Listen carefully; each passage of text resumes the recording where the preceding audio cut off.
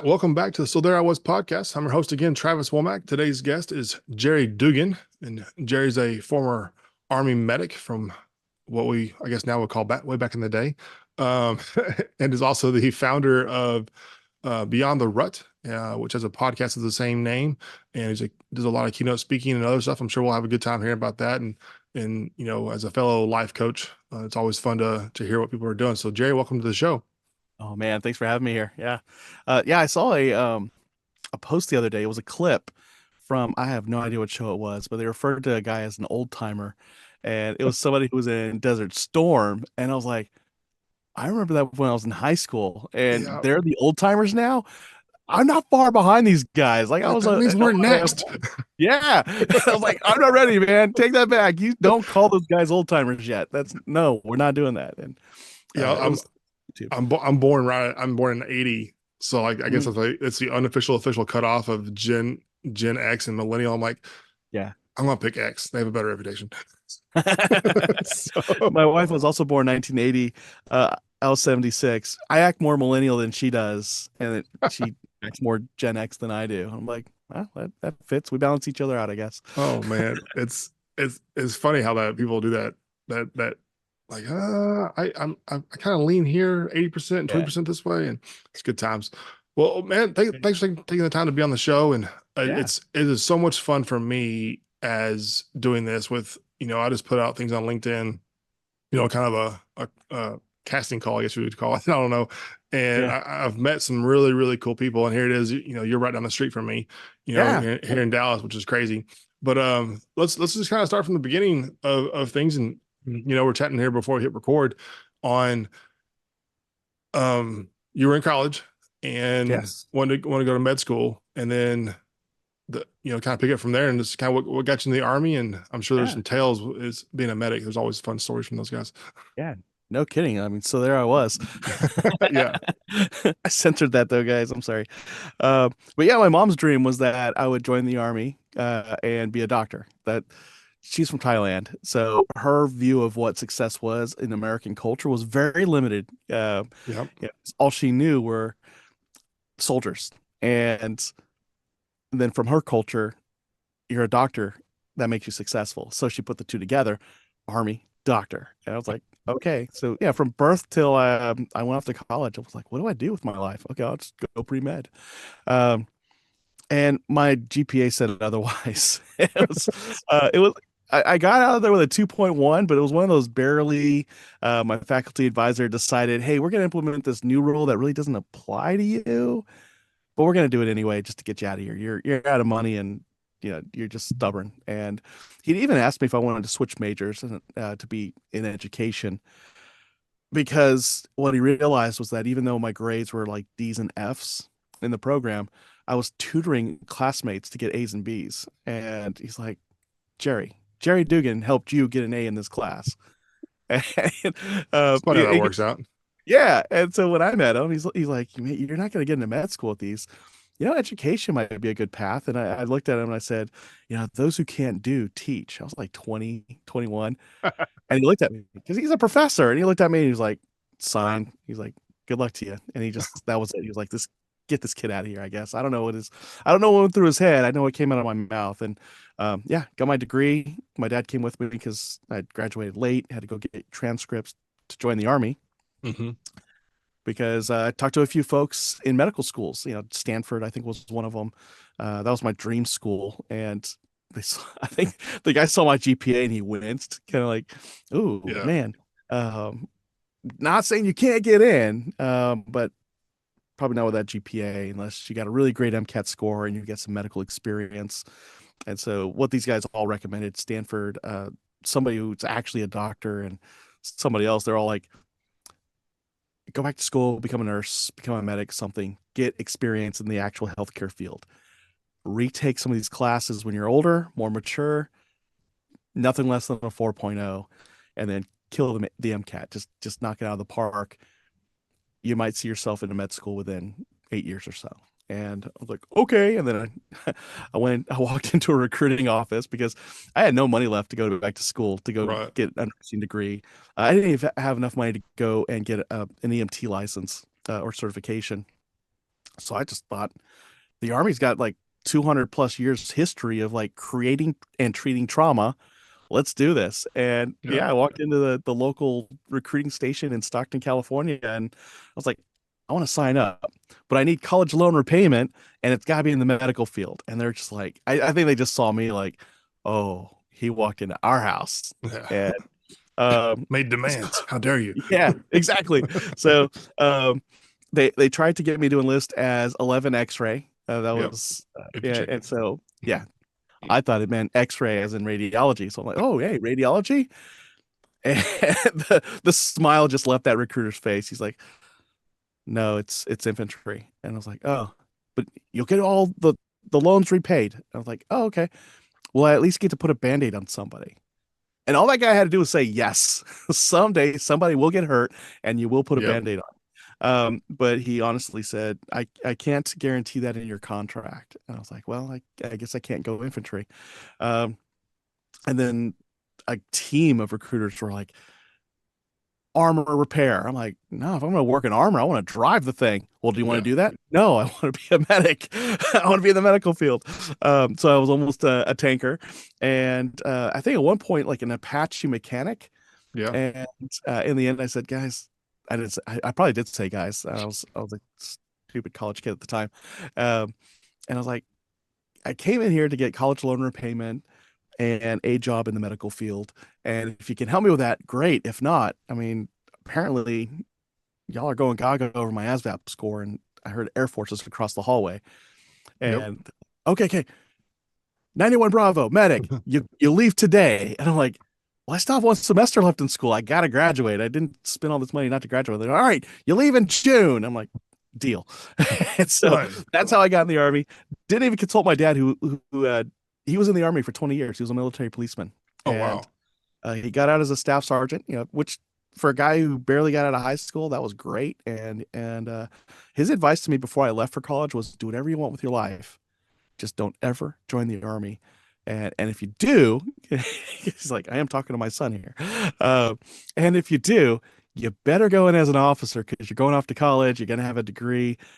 You can get in as an officer. And, I took that advice and obviously threw that right out the window. I know better, Dad.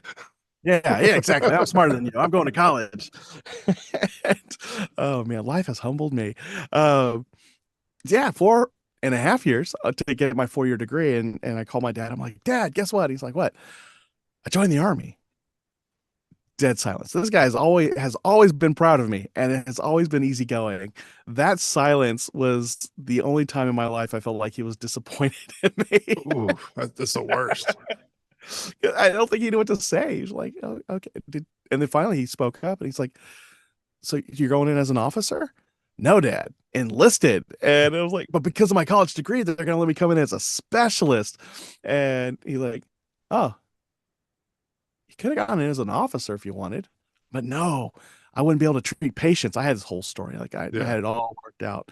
Um, and he's like, are they doing college loan repayment for you? No, because I got the medical thing, and so my recruiters got me.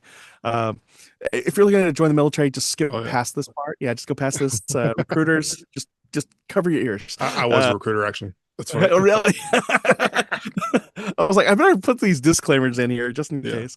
Uh, and so, yeah, I joined no college loan repayment because they said because I chose the medical field instead of one of these Right. other high incentive positions, and I go. And I guess the salt in the wound was I didn't mention this when we were chatting before. I was born in Fort Sill, Oklahoma, Mhm. because my dad was in. That's where they sent me for basic training. And yeah. So every time we're filling out paperwork and they get that line on there that says birthplace, and I write proudly Fort Sill, Oklahoma. Right. I don't know how, but I just happened to have a drill sergeant walk past me as I was filling out that part of the form.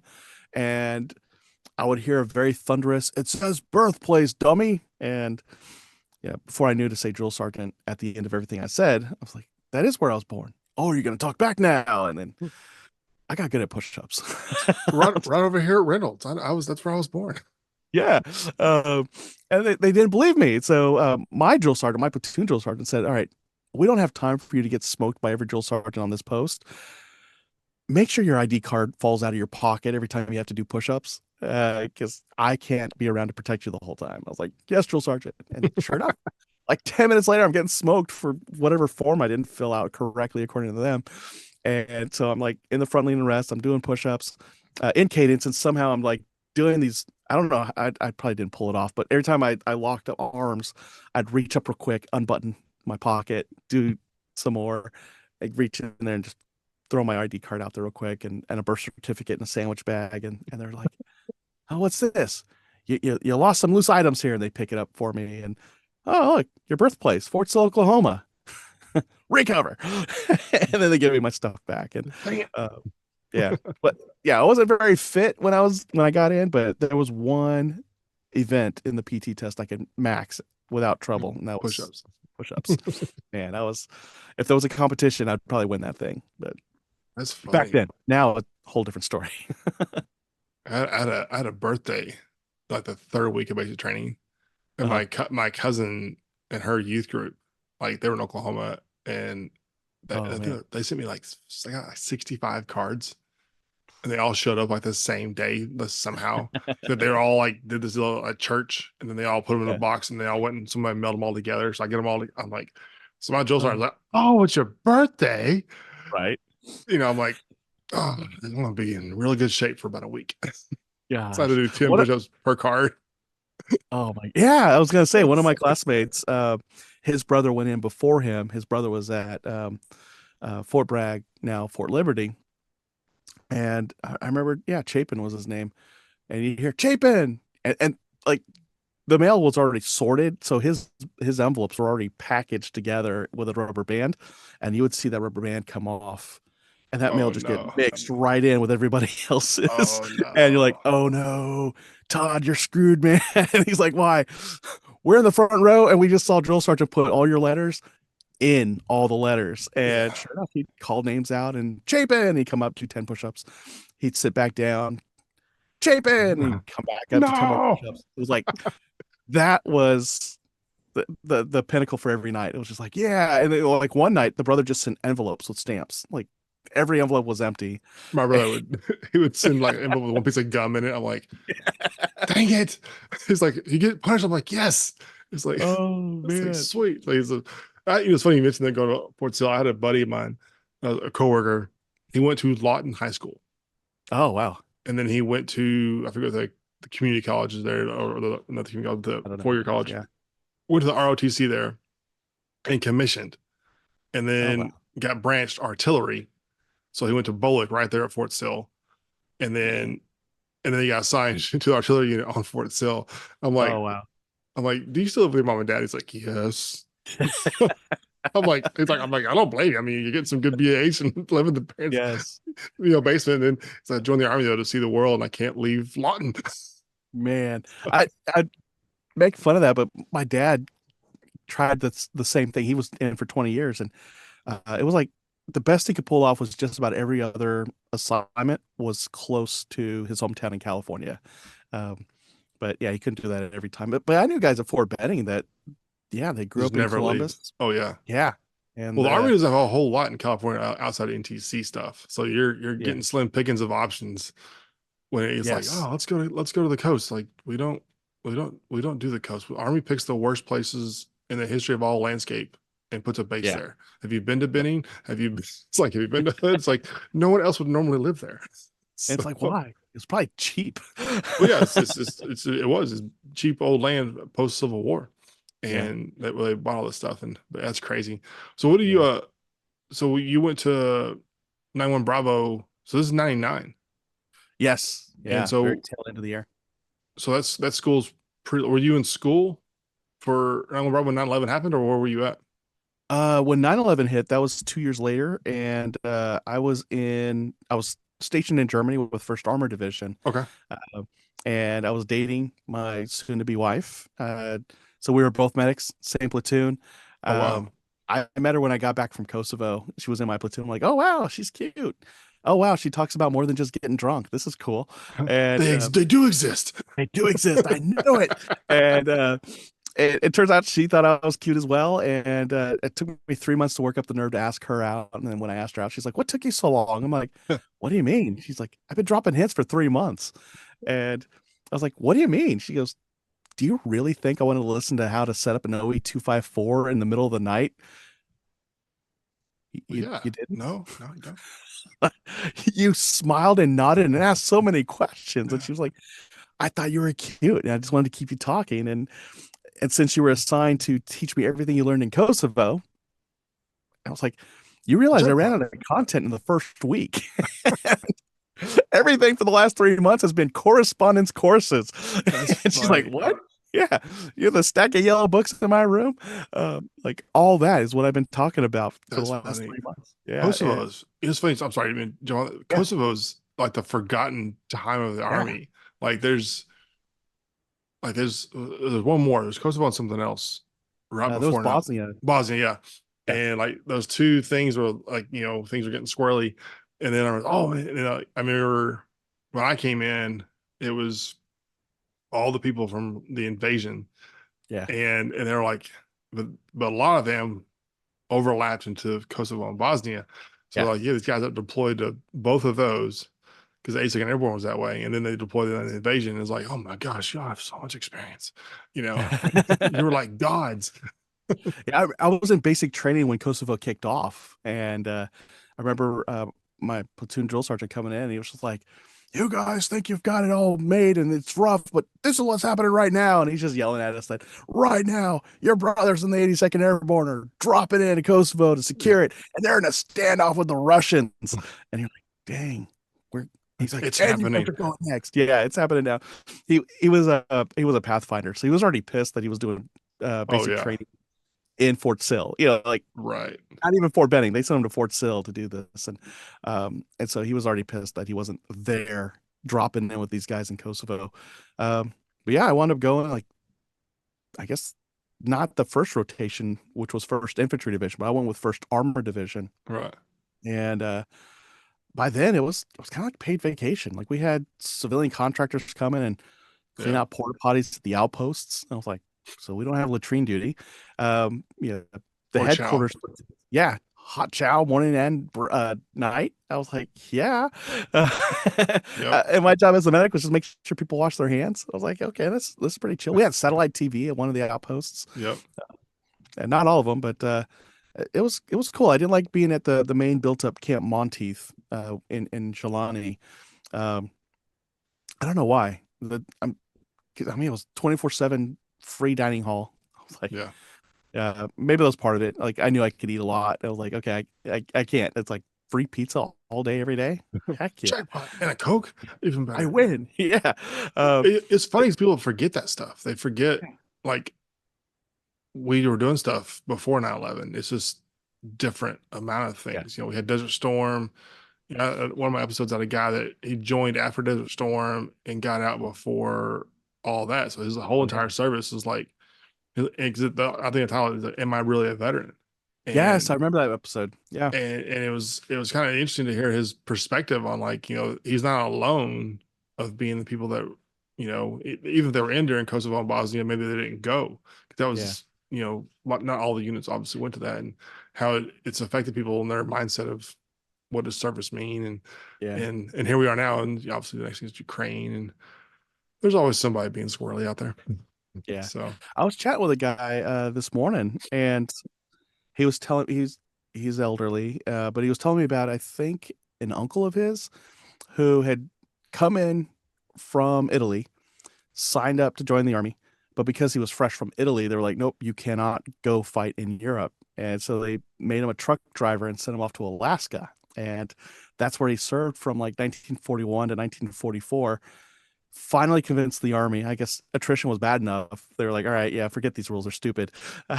So true. they allowed him to change his job to infantry. I got him into a unit that was going to Europe.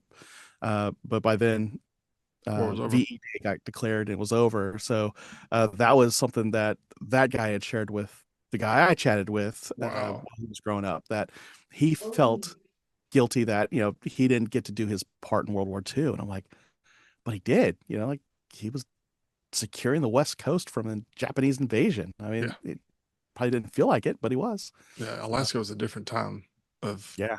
a different army back then of like we could change stuff on a fly. because Yeah. and now it's like we gotta ask our five bosses. Yeah. So, Oh man. but let's talk a little bit. I'd love to hear your. I find 9/11 stories fascinating, Yeah. because it's it's our JFK generation story of where were you, which is a terrible reference, but it's the truth. And people remember when they're at Pearl Harbor. I mean, sadly every 30, 40 years is a pretty significant event. But so you're in Germany, Yes. and all hell breaks loose, and time Yeah. difference. So yeah, time difference. And I was attached to, I think it was Second Brigade, First Armored. They had sent a task force out to Hungary, and I think Hungary was applying to become part of NATO, and at the same time they were playing out the idea of having a volunteer element to their military force. So there was like a sort of like a demonstration day. They were going to bus in these high school students in the thousands Oh, and wow. show off, like, look, this is our might, and whatever they were saying in their language. But that was kind of the gist of it. And then, and on top of that, this is what it would look like with our NATO friends. And it was like the Americans, and like we're firing artillery from Paladins, and the Apache helicopters are coming up like you have the Soviet helicopters that do strafing runs and stuff. And then the Apaches, you could hear them, and all of a sudden they would just rise up from these hills, fire Yeah, a bunch of missiles, and and then they would just disappear. slowly Such a slink cool back weapon. down. Yeah, I was like, oh my gosh, it gave me chills. I remember having one over my head, two of them over my head in Kosovo, and so to see that again in person, I was like, those things are just, they're so slick. Awesome. And then the infantry guys, they did their demo with their Right. Bradleys rolling up. They did a live Purple fire. smoke. Yeah, firing tow missiles, which were way faster than what the Hungarians were shooting. And yeah, they went and they secured these bunkers where the Hungarians didn't do any of that stuff, and you could hear all these folks cheering. And we probably recruited heavily for the U.S. Army without realizing it, but from the Hungarian ranks. Um, and so we were small. It was like a mini brigade because we only had one battalion of infantry. We didn't bring any tanks, um, just a few guns. So like I think it was a platoon of cannons, not even a full battery. Um, no, it was one battery, not a battalion of them, and then of course the squadron that came with us. Um, but with that, some guys got sick, and Yeah. they were sent locally into the nearest hospital that the Hungarians had. And so when 9/11 was happening, we didn't know this was happening, but the physician, the battalion surgeon, needed to go check on these soldiers, needed an ambulance driver. I was that guy. Uh, but medics being medics, it was like hoagie bait run. Oh And yeah. yeah, Beef apparently jerky and somebody lifesavers, duh. yes. So somebody on one of these trips to go check on these soldiers, and to me I was a little mad because it was like we've been here for like a week and a half, and this was the first time I was hearing about there's a Hungarian Walmart that just Oh yeah. happens to be on the way to this hospital, and y'all have been shopping like crazy, but you've been holding out, like you've been like in the same tent as me, and you're like not sharing your beef jerky, and like, doc, you can come with us. So I got to go shopping in a Hungarian Walmart. We checked on the soldiers; they were fine. Right. Um, Oh yeah. but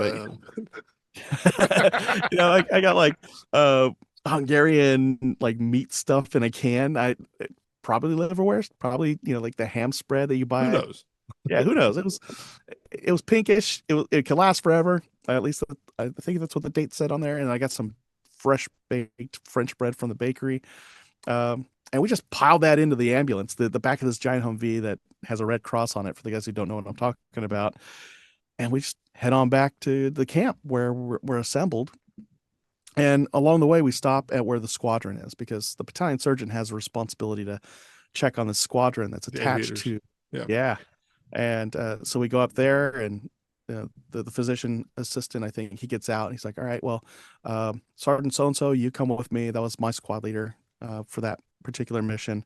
And so she went with him, and they went to go do their rounds, check on these 100-ish soldiers that were in a separate location because, Maintainers. Yeah. Yeah.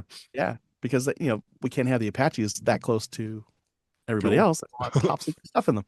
Um, and so while they're off doing their thing, um, we got the ambulance back, the hatch open. There's like Mhm. three or four of us just milling around. So the trip to go check on these soldiers was ridiculous because we brought like 7 or 8 people, or maybe it was more like 6 people Right. with us. We only needed it two. Right. And, Of you know, course. yeah, we took everybody. Um, yeah, so we're just hanging out by this ambulance, and then somebody creeped up behind us. He was like, "Hey, so what are you guys doing?" And it was a sergeant, and we're like, "Hey, not much." And we're like slowly closing the doors to the ambulance because there's nothing but shopping bags in Yeah. the back of our ambulance. And Nothing medical is in here.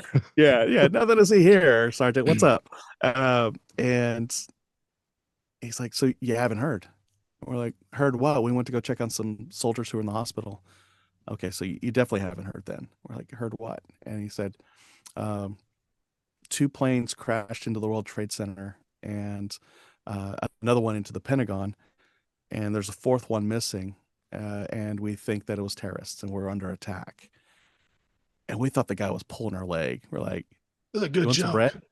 Yeah, Yeah. like we thought he was just pulling our leg, and like maybe we'll give him some of our food and he'll go away. We're like, "You're kidding." He goes, "No, I wish I was. If you guys can call home, get a message home.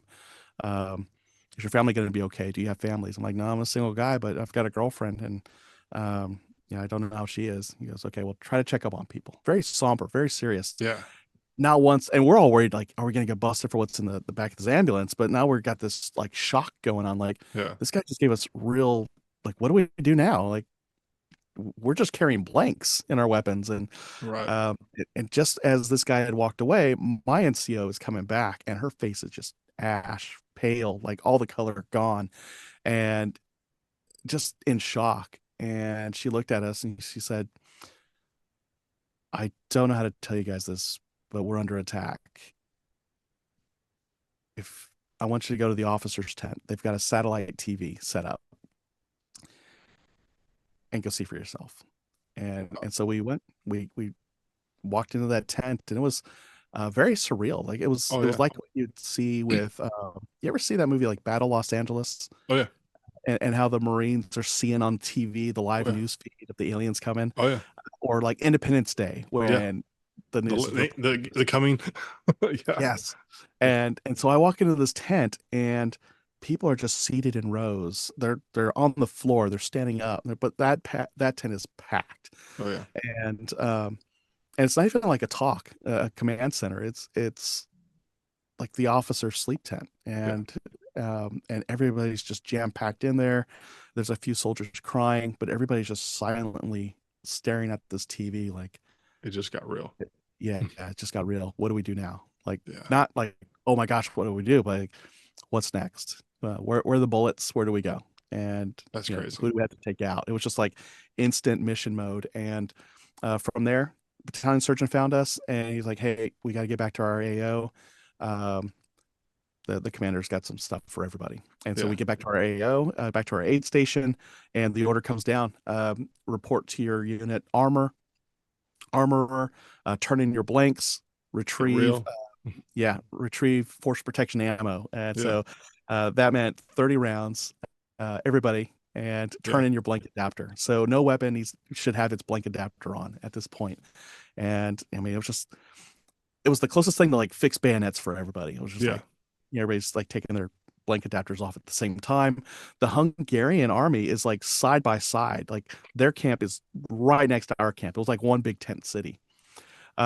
When all this was going down, they're looking at us with nervous eyes. Like, you could tell they feel for the pain we're going through. Yeah. But at the same time, they see a bunch of soldiers they don't know personally Getting real bullets. swapping out, yeah, getting real bullets, and they're just like, "Well, we got hot food. You guys want some?" They just saw this display of like awesomeness, and they're like, "Oh, somebody pissed them off. Yes. We should go get some more Skittles." And we are back. Yeah. And like, their whole thing was like to connect with us, bridge the Right. gap between countries. But here's this like very serious thing, and we're loading up with live ammo. Yeah. Um, and somewhere in this, one of the officers in the unit said, Hungary is the corridor that Al Qaeda uses to get into Europe.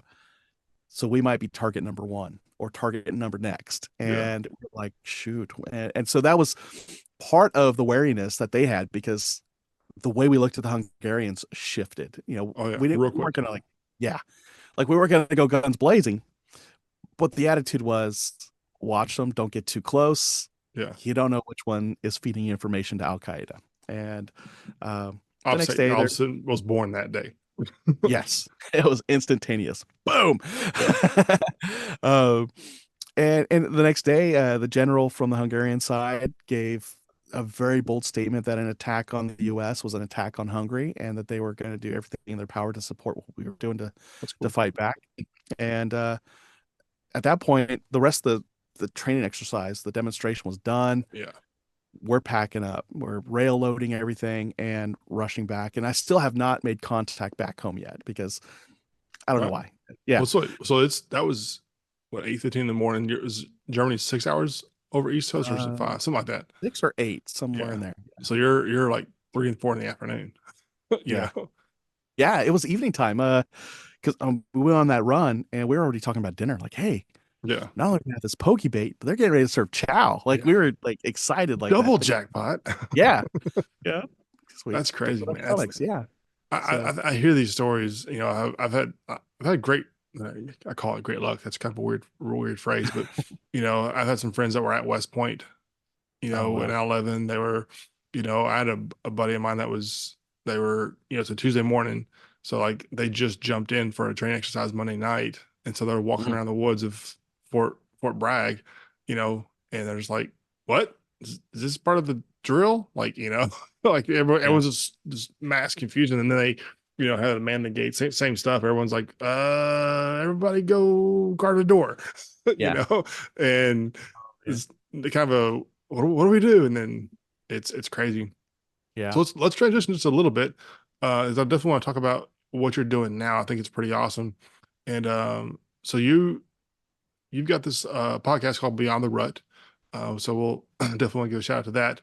But it's more than just that. It's a full on business of getting people to understand what leadership is. And Yeah. you have a really cool thing, the stakes of leadership. So talk about that just for a bit. I'm sure Yeah.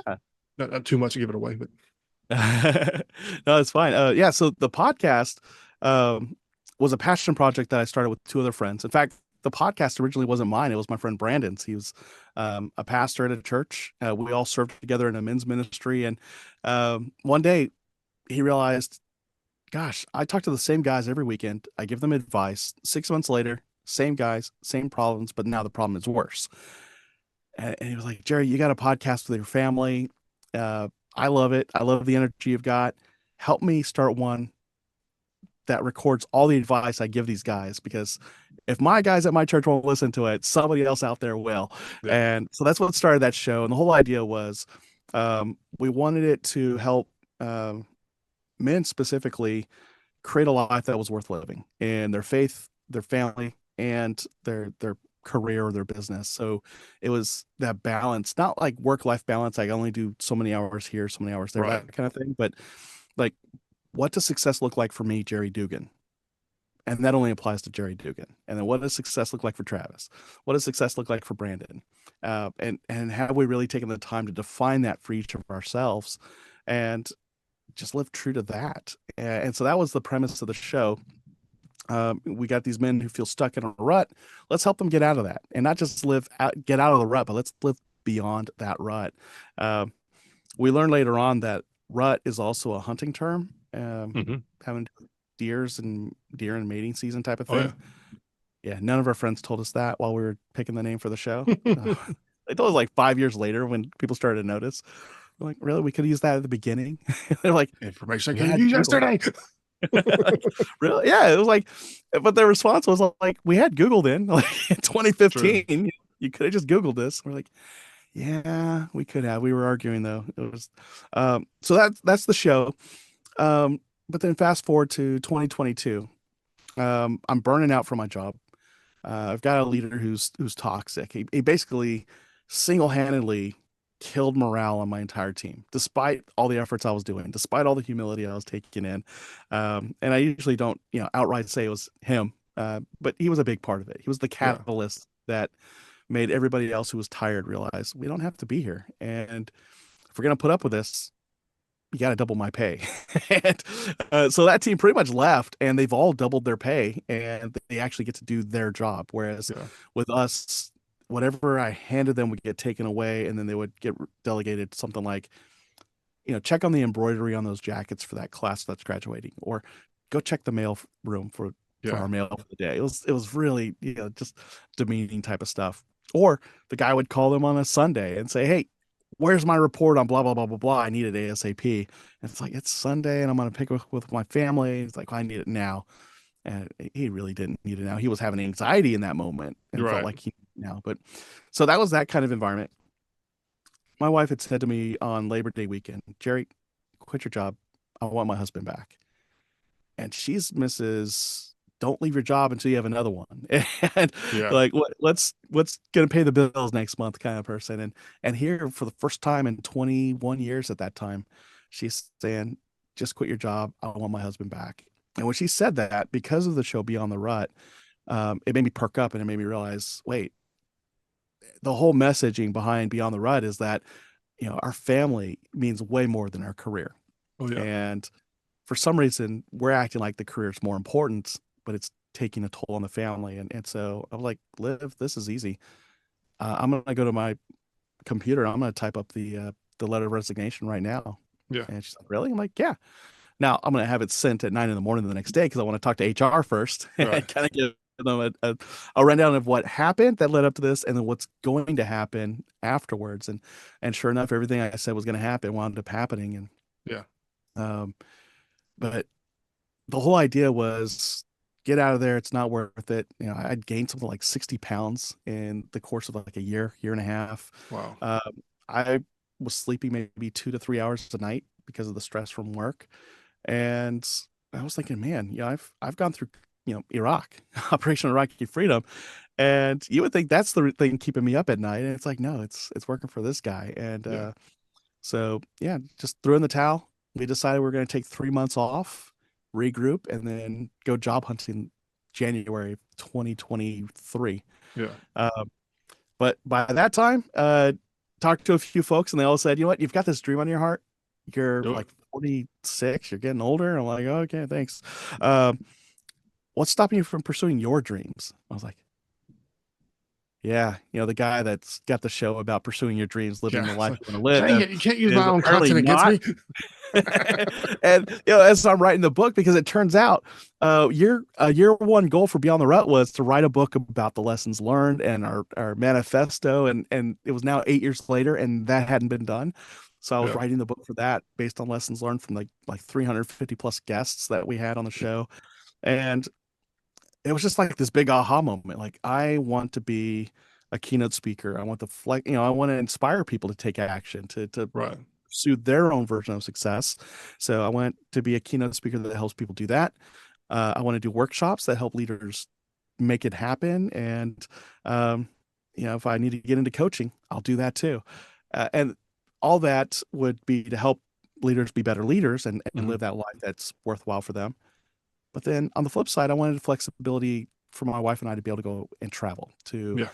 on a drop of a dime, get some plane tickets, go somewhere for a day or two, Yeah. come back. And a regular 9 to 5 just wasn't going to allow that for me. But a business set up the right way would. And so that was another thing there. And then, yeah, just to focus on the things I love doing, the creativity of a podcast, the writing of books, getting up and talking to groups of people about, the tent framework and, Yeah. you know, uh, the 5 F's, if we're talking more about life and as a whole. Yeah. Um, and so those all came about, and it was just like, yeah, I'm gonna do this. And Mm. so I started my company, BTR Impact, really to help leaders have beyond the red impact in their workplace, but also in life. And somewhere in there, I stumbled on creating a leadership framework, a servant leadership framework, That's drawing from awesome. lessons as a sergeant in the Army, drawing from lessons of doing leadership development. That's been the bulk of my career post Yeah. Army. And it's a framework that really helps me understand, like, not just understand servant leadership, but in the moment apply it. Yeah. And uh, and the whole idea of being around the fastest way to set up a tent is to stake the corners first. Right. And yeah, learned that in the Army. First That's field old. That's old school 10 halves. Yeah. Yeah, we don't do that anymore. But yeah, Yeah. Dang. yeah, you Got all the got. cool stuff after I left, I hear. I was funny. I was basically training with that, and that's what we build the shelter halves, and dig Yeah. in and shelter sector stakes and all this stuff, and it's like how much it's changed is crazy. So Yeah. Oh, I man. love it. Well, man, that's awesome to see that you're doing that, and if you're listening out there, by all means, check out what Jerry's got going on, because it's what I've gotten to read. I haven't got to read a whole lot, just to be honest, because I've had like 5 episodes in the past week and a half, and That's it. No kidding. yeah, no That's shit. a lot. But it's in everybody's got a book. I'm like, I can't read them all that fast. Yeah. So, but Yeah. it's really cool stuff. I watched a couple of your videos, and it's awesome to see veterans getting out, completing that transition in a healthy way. It doesn't matter if it was 2003 or yesterday. It is a weird transition. Yeah. The language changes, but how do you? There's so many lessons learned, like you've already said, of how to deal with people. And I tell people all the time, like, for me, I'm a little biased because I was airborne infantry. It's the best diversity training you can possibly go through is join the military. Oh, yeah. Because every single possible stereotype there is about any race, any culture, any sex, any whatever, it doesn't matter. Like, you learn them all real Yes. quick, and we remind you of it all the time. I'm from West Texas. I talk really fast. I'm like, oh, you mumble. I'm like, no, I don't mumble. See, I'm from West Texas. We just remove all the spaces, and it's just one very big word. It's not mumbling. It's just a larger vocabulary. It's what we call it. So, and but you get, like, I had a guy he's from the islands, and he was from the islands, but that dude could climb a tree like a stray cat. Yeah. And so, like, every time we saw a tree, we're like, hey, think. It's like, shut up. We're like, no, but seriously. He's like, I swear to God, y'all are the worst. We're like, no, but there's coconuts in Baghdad. We gotta get one of those. That's gotta, And he's like, y'all are the worst human beings ever. And Oh, man. and he did. He climbed a tree in the middle of Baghdad. We're on a patrol, and he's in full kit, and he scaled this tree, got a coconut, and brought it down. Yeah. And it's just funny. So I think it's great to see people taking those lessons. Yeah. Sarcasm. We had a And pet donkey for some reason for a few days. do what? We had a pet donkey in our compound for a few days. The weirdest stuff happens, and nobody Yeah, we're believes. like, dude, where'd you get a donkey? He's like, it showed up at the gate. I'm like, and you just invited it in and got a leash for it and everything. Yeah, it's my donkey. You started petting it. I've offered it some milk. Yeah. Don't hate me. That's great. And then he was offering like pony rides. So he had these guys in full battle rattle on this donkey for like $1 to ride around the compound. And we are entrepreneurs at heart. We all are. Yes. Oh my gosh. Yeah. We're like the advanced carnies. So, so I love it. So, well, if you're out there, you're listening to the show, by all means, subscribe to Beyond the Rut, and definitely subscribe to So There I Was, and help help veterans. And if you want to be a guest of the show, by all means, go to my website, womackc3.com, and you can sign up there. It's very easy. Jerry can tell you. It's one page. You type in your name, phone number, email, and it creates a Zoom link, and we're off and running. And Awesome. it's a good time. But Jerry, thanks a lot for your time to be on the show. And we'll have to have you back sometime. And we've already talked about me being on your show possibly. So I look forward to it. And we'll see you next time. Sounds good.